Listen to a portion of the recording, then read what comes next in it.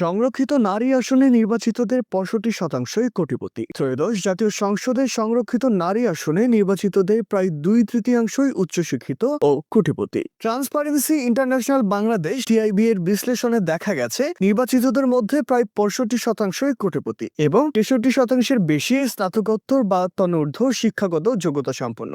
সংখ্যার হিসেবে 49 জনের মধ্যে 32 জনই কোটিপতি। সংরক্ষিত আসনের প্রার্থীদের বড় অংশই সম্পদশালী বলে উঠে এসেছে টিআইবির হলফনামার বিশ্লেষণে।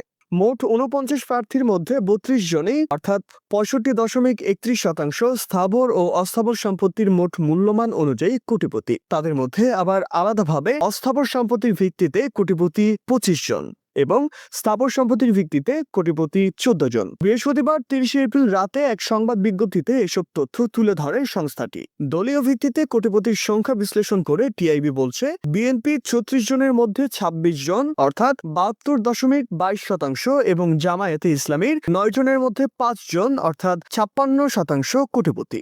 এছাড়া জাকপা থেকে রয়েছেন একজন, তিনিও কোটিপতি। আর গড় বার্ষিক আয় 10 লাখ টাকার উপরে এমন প্রার্থী আছেন 38.78% অর্থাৎ 19 জন। সরাসরি ভোটে সাধারণ আসনে নির্বাচিত সংসদ সদস্যদের মধ্যে এই হার 67.9%। তবে সার্বিকভাবে ত্রয়োদশ জাতীয় সংসদ নির্বাচনে সরাসরি ভোটে নির্বাচিত ও সংরক্ষিত নারী আসন সহ সব সদস্যদের মধ্যে মোট কোটিপতি আছেন 269 জন, যা শতকরা হিসাব অনুযায়ী 77.3%।